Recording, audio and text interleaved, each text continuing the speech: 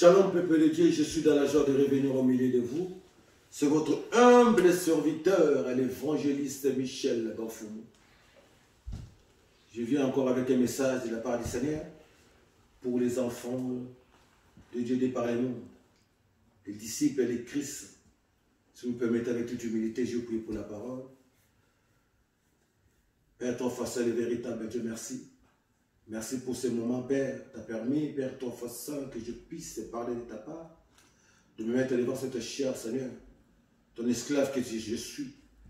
Merci pour cette grâce, opportunité que tu m'as offerte, Seigneur. Sois béni, le véritable Dieu, le véritable enseignant. Seigneur, manifeste toi puissant, Seigneur. Que l'Esprit de l'Éternel Yahweh, l'Esprit du Dieu vivant, créateur de toutes choses, puisse se manifester, Père de gloire, au travers du message de ce jour. Seigneur, Saint-Esprit de Dieu, déverse l'onction d'enseignement.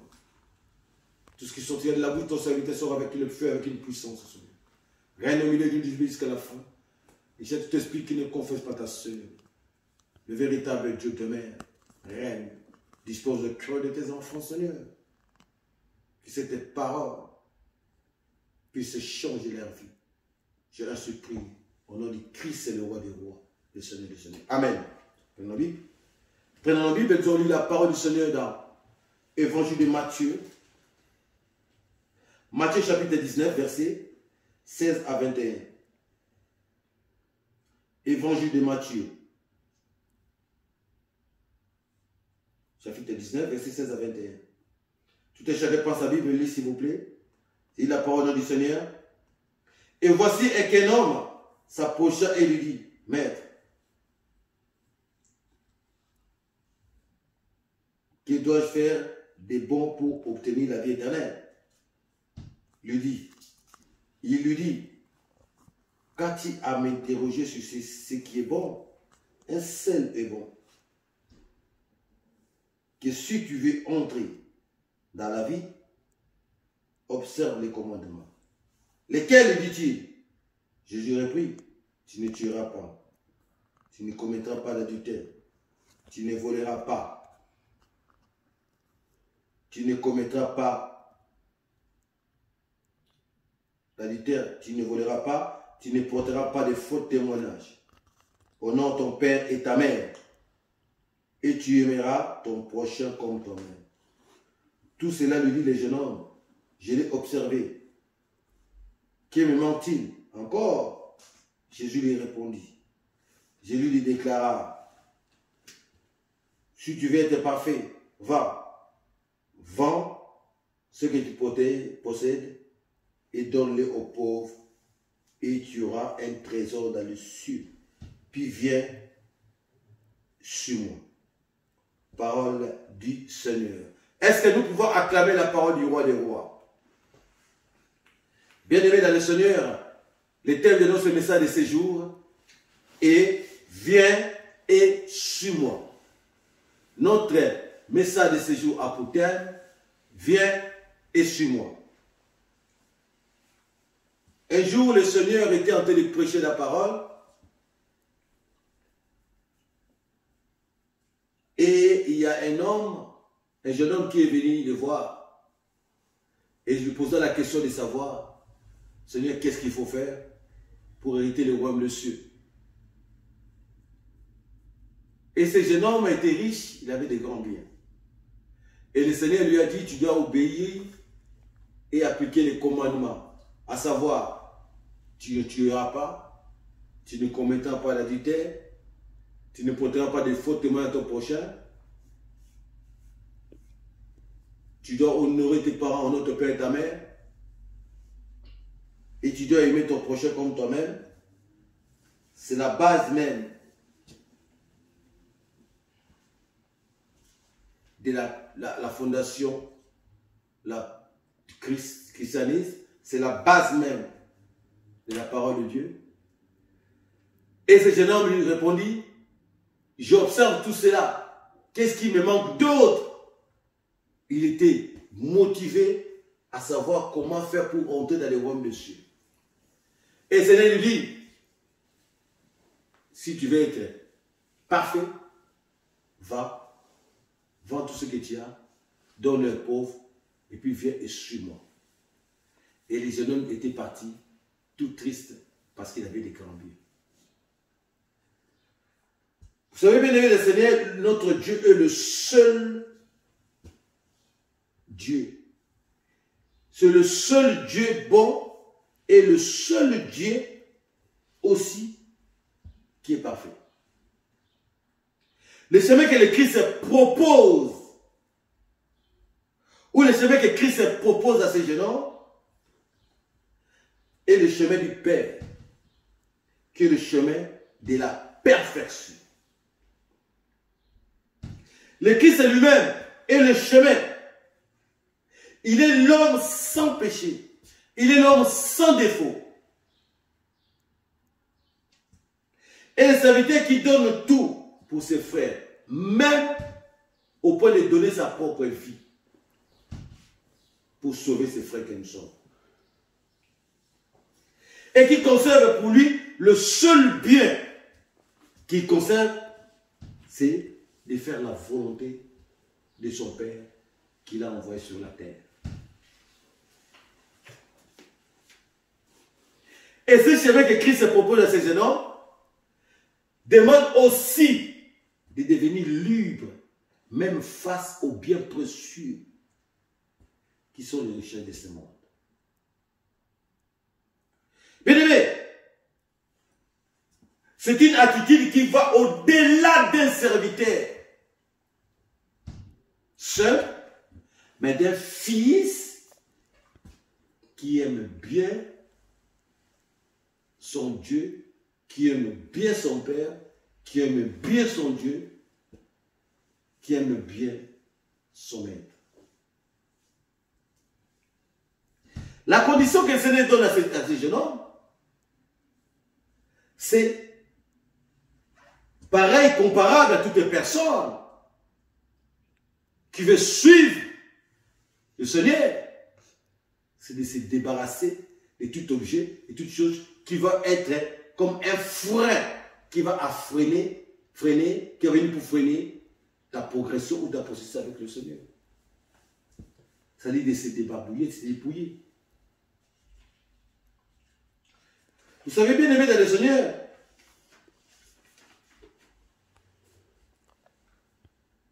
c'est bien que le Seigneur demande à ces jeunes hommes de vendre. Nous pouvons le classer, le mettre dans ces deux contextes. Le premier contexte, on va prendre le contexte des choses ou des biens matériels, qui consiste, qui va être comme un frein, qui va t'empêcher de bien marcher dans ta vie chrétienne. Qui va être comme un frein dans ta marche chrétienne. Comment? Parce que si tu t'attaches ou tu donnes beaucoup plus d'importance à tes biens ou aux biens matériels, cela va être un handicap pour toi d'hériter les royaumes de Dieu. Pourquoi? Et ça va devenir un piège comme une idolâtrie. Or, la parole de l'Éternel nous dit que les idolâtres n'hériteront pas les royaumes de Dieu. C'est pourquoi le Seigneur, ça c'est le premier volet ou contexte. Si nous prenons ces versets, ce message, dans ce premier contexte-là, où le Seigneur dit à ces jeunes hommes d'aller vendre tout ce qu'ils possèdent et de venir et de donner aux pauvres et de suivre. Car la parole du Seigneur nous dit ceci. Ne savez-vous pas que l'amour du monde est inimitié contre Dieu? Celui qui veut être ami du monde sera ennemi de Dieu. Nous sommes dans Jacques, chapitre 4, verset 4. Donc, si tu aimes le monde, tu te fais ennemi de ton Créateur. Si tu aimes le monde plus que... Vous avez remarqué bien aimé, il y a des gens qui aiment plus que ceux qui possèdent par rapport à leur Dieu. Aimer quelque chose, c'est-à-dire le mettre dans ton cœur. Tu passes beaucoup de temps, tu prends soin, tu entretiens, tu gardes, tu protèges les choses que tu aimes tant au lieu de sauvegarder, de garder, d'entretenir ta relation, ta marche, ton amour à l'égard de ton Dieu.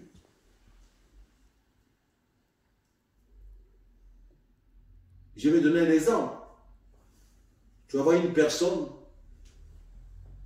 Dieu nous a tous créés beaux et belles,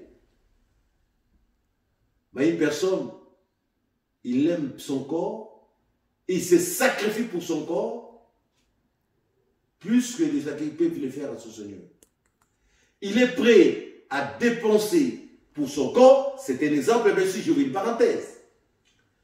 Il est prêt à dépenser beaucoup d'argent pour son corps, il est prêt, il entretient son corps, il prend beaucoup de temps pour entretenir son corps, surtout s'il sort ou s'il va dans une cérémonie de fête, homme ou femme, de la manière dont il se soucie pour son corps, ses cheveux, et ce n'est pas de la même manière qu'il doit entretenir sa vie, sa relation avec Christ le Seigneur. Or, en te donnant beaucoup de soucis à autre chose qu'à notre Dieu, cela devient de l'idolâtrie. Or, Dieu n'aime pas les idolâtres. Surtout nos mamans. Vous voulez voir comment ils s'époumonent pour se faire belle. Ce n'est pas mauvais. Ils prennent beaucoup de temps. Ils dépensent beaucoup d'argent pour le corps.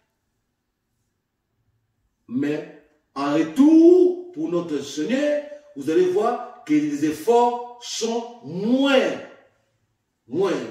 par rapport aux efforts qu'ils fournissent pour atteindre les corps. Ce n'est pas mauvais d'atteindre les corps. Ce n'est pas mauvais de se faire beau et belle. Mais le Seigneur doit être la priorité de toutes choses. Si tu mets Dieu en seconde position, cela n'est pas bien, parce que lui, il doit être à la première position. Les soucis dont tu fais pour entretenir ton corps, les soucis dont tu fais pour être beau, belle, être riche, avoir une belle vie, ça doit être pareil aux soucis dont tu dois faire pour hériter le royaume des cieux. Ça doit être égal, le même souci, le même travail, le même sacrifice pour garder ton utilité en relation avec Dieu. Donc, ça c'était le premier volet. Mais si nous allons maintenant dans les autres contextes, d'autres volets, donc vous allez voir, le Seigneur, toute personne qui veut suivre Dieu pour suivre le Seigneur, tu dois être léger. Bien aimé, nous voyons tous dans les sports, les athlètes, quand ils courent avec leur sac à dos. Les athlètes, ils courent avec leurs valises. Ou leurs affaires, non. Cela va de soi. C'est-à-dire, pour bien suivre le Seigneur, tu dois te débarrasser de tout ce qui t'empêche de marcher, de tout ce qui t'empêche de bien suivre le Christ, de tout ce qui va t'empêcher de ta marche chrétienne. C'est-à-dire le péché. Tu dois te dépouiller. Donc, la condition que Dieu nous donne, Christ nous donne, à travers ce message, est que pour bien suivre le Seigneur, pour hériter, on suit le Seigneur pour la finalité hériter le royaume du ciel, parce que c'est lui qui est le chemin qui nous amène le royaume du ciel. Il n'y a pas d'autre chemin. Donc, on suit Christ pour nous faire rentrer dans le royaume du ciel, puisqu'il est le chemin. Si tu sais notre chemin, tu ne verras pas la porte d'entrée des royaumes du ciel, tu ne rentreras pas. Puisque le seul chemin, c'est Christ. Mais pour suivre Christ, tu dois te débarrasser, tu dois te dépouiller. Tu ne peux pas suivre le Seigneur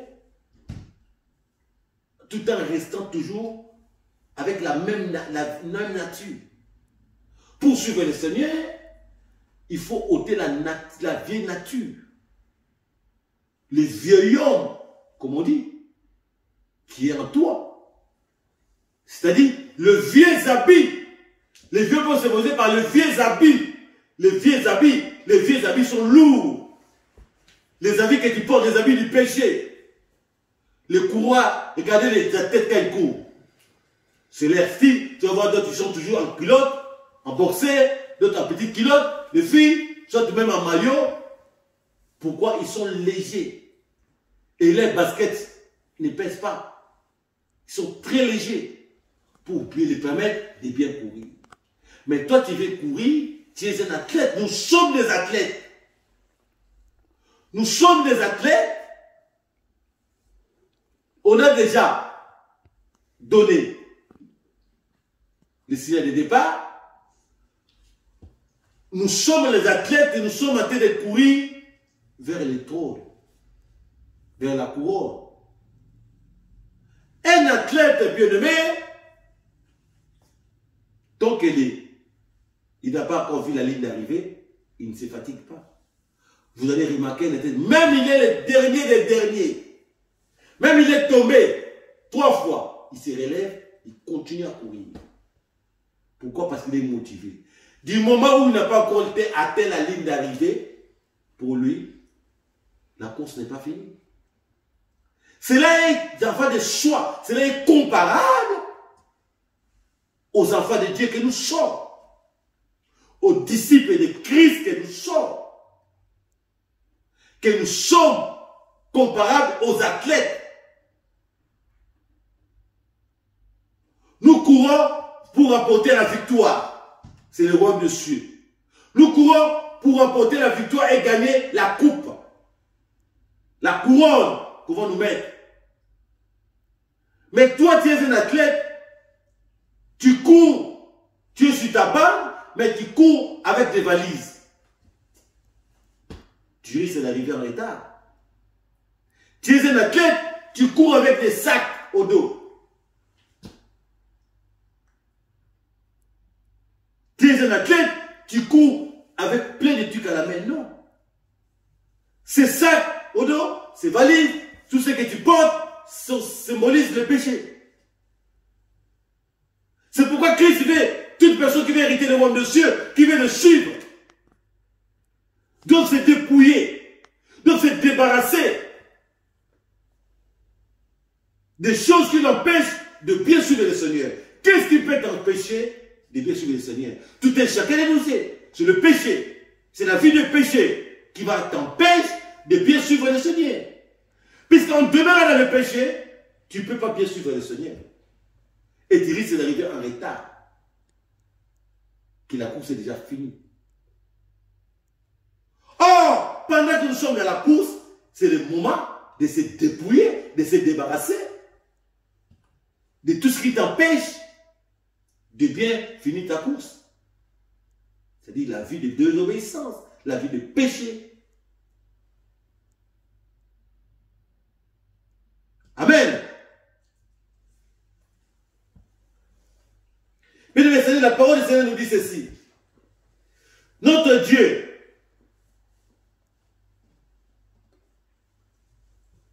veut que tous les hommes soient sauvés et parviennent à la connaissance de la vérité. Nous sommes dans 1 Timothée chapitre 2 verset 4. Premier épître de Timothée chapitre 2 verset 4. Donc, la volonté de notre Dieu,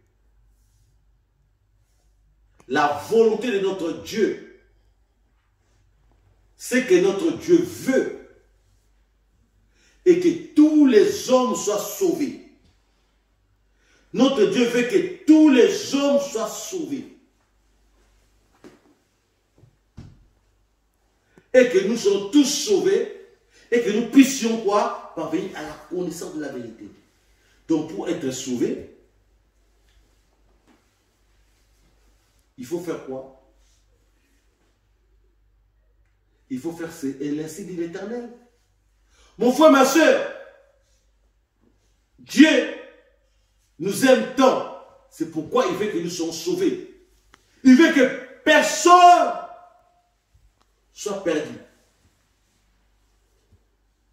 Mais comment veux-tu être sauvé si tu n'as pas la connaissance de la vérité en toi? La connaissance de la vérité c'est qui? C'est le Fils du Très-Haut. La vérité c'est Christ. Mais lui qui est la vérité, il est venu te dire ce jour.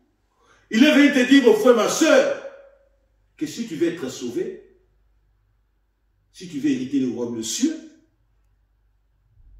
il faut te débarrasser de tout ce qui va t'empêcher de rentrer dans le royaume des cieux.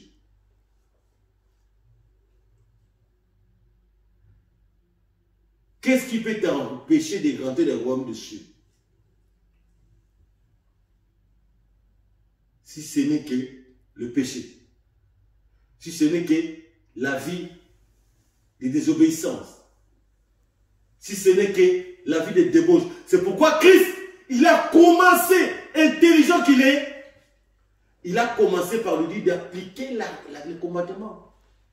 Donc, ce que le Seigneur lui a dit, tu dois appliquer, mettre en pratique la parole, qui consiste, tu ne tueras pas, tu ne commettras pas d'adultère, tu dois honorer ton père et ta mère. C'est partie du commandement. Tu dois aimer ton prochain comme toi-même. Toi-même, tu dois aimer ton prochain comme toi-même et tu ne dois pas porter de mauvais témoignages à l'égard de ton prochain. Et la continuité de ceci consiste à se débarrasser de toutes choses, de tout objet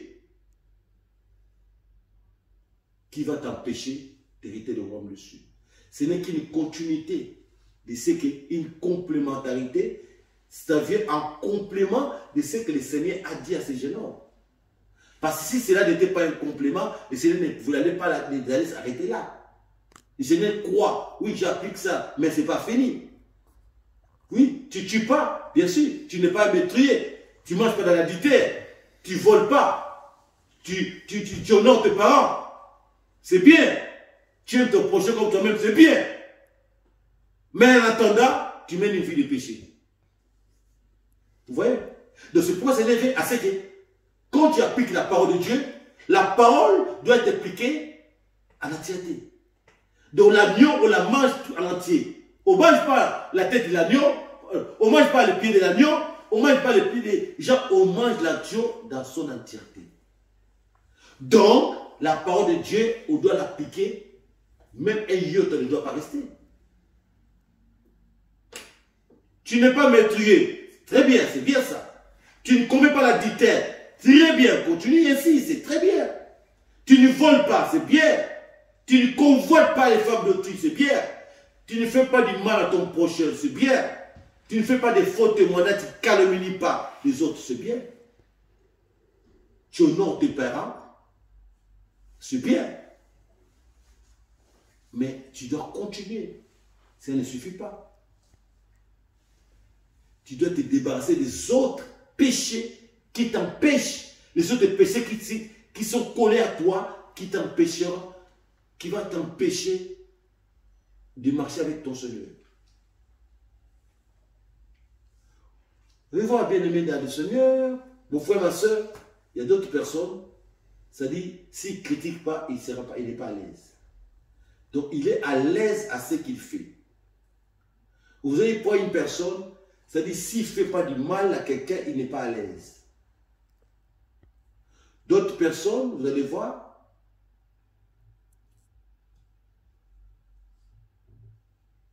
c'est-à-dire, s'il ne commet pas la fornication, il n'est pas à l'aise.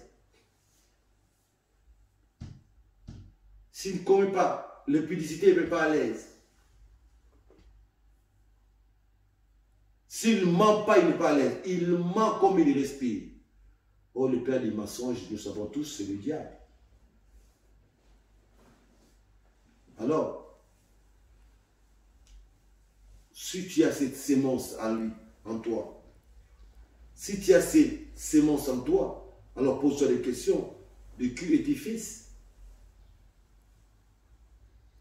Nous venons ici dire la volonté de Dieu, la pensée même, les souhaits de Dieu, fait que tout le monde soit sauvé. Parce que le Seigneur ne nous a pas créés pour nous détruire. Ce n'est pas nous créer. Il ne nous a pas créés pour la destruction. Il nous a créés pour le salut. Mais vous savez, Dieu, il est très simple. Notre Dieu est simple. Suivre Dieu, c'est très simple. Mais c'est nous-mêmes, les humains, qui compliquons notre vie pour rien. Suivre Dieu. Dieu est simple. Et alors, pour le suivre, il faut être simple. Notre Dieu est simple. Mais un Dieu simple est rempli de bonté. Sa nature même, c'est la bonté. Sa nature même, c'est l'amour. Sa nature même, c'est la compassion. Donc, pour les suivre, c'est simple. C'est nous-mêmes les humains qui compliquons les choses pour rien. Le royaume des cieux n'est pas si difficile que ça. Mais ce sont notre marche sur la terre, notre façon de marcher, d'appliquer la parole de Dieu. Est-ce que nous appliquons réellement la parole de Dieu? Est-ce que nous marchons seulement, réellement, selon l'incite de l'Éternel, selon la volonté de Dieu? C'est ça qui nous complique. Donc nous nous compliquons la vie pour rien. Or, les choses du Seigneur sont tellement simples. Mais tellement, nous sommes attirés, les gens sont attirés par les convoitises, par la séduction de l'ennemi, par le convoitise de l'ennemi. L'ennemi, il est malin, il est mauvais, mon frère, ma soeur. Il sait, tous les jours, le diable ne dort pas. Toi, tu dors la nuit, mais lui ne dort pas. Il ne dort pas. Il ne ferme pas les yeux. Il travaille jours et nuits, matin, midi, soir, 24 heures sur 24, 7 jours sur 7, pour chercher comment nous détruire. Et toi, tu es là. Tu passes tout le temps, tu tournes les pouces, tu crois qu'on a le temps. Toi, tu es là, tu fais que danser. Tu fais que manger les hommes. Toi, tu es là, tu fais que regarder. Au lieu de travailler aussi dur pour contrecarrer les œuvres de l'ennemi. Comment tu vas contrecarrer l'ennemi? Il faut travailler dur. Travailler ta connaissance. C'est ça. Nous venons de lire la parole ici. Il veut que tout le monde parvienne à la connaissance de la vérité. Comment tu vas parvenir à la connaissance de la vérité si tu ne lis pas la parole? Si tu ne passes pas le temps à méditer la parole. Si tu ne passes pas le temps dans la prière. Si tu ne passes pas le temps dans les jeûnes. Toi, tu dors. Dans la grâce, Dieu te donne la donnée 8 heures de sommeil. 9 heures, 7 heures, 6 heures, tu dors. Mais pendant 6 heures, 7 heures, 8 heures, 9, 10 heures. Mais les diables ne dorment pas. Ces démons ne dorment pas non plus. Pourquoi? Parce qu'ils ont un but à atteindre. Ils ont un objectif. Ils ont une mission. Leur mission, quoi? C'est de détruire l'humain. C'est Dieu qui nous sommes. La ressemblance de Dieu qui nous sommes. Mais toi, qu'est-ce que tu fais? Tu passes autant dans la distraction. Vous allez voir une personne, il va passer pour regarder dans les réseaux sociaux. Il passe presque toute la journée dans les réseaux sociaux. Ça, c'est la distraction du diable. Pendant qu'il y a les réseaux sociaux. Mais il suffit de prendre la Bible. Quand vous commencez à prier, il commence à ronfler. 10 minutes, 20 minutes, il commence à ronfler. Vous allez voir une personne, remarquer une personne qui s'est dit enfant de Dieu, mais pour regarder les films, il peut faire 3 heures, 4 heures de temps sans sommeil. Mais il ne suffit de prendre la Bible et lire, il commence à somnoler. C'est pas normal. Il y a un temps pour toutes choses.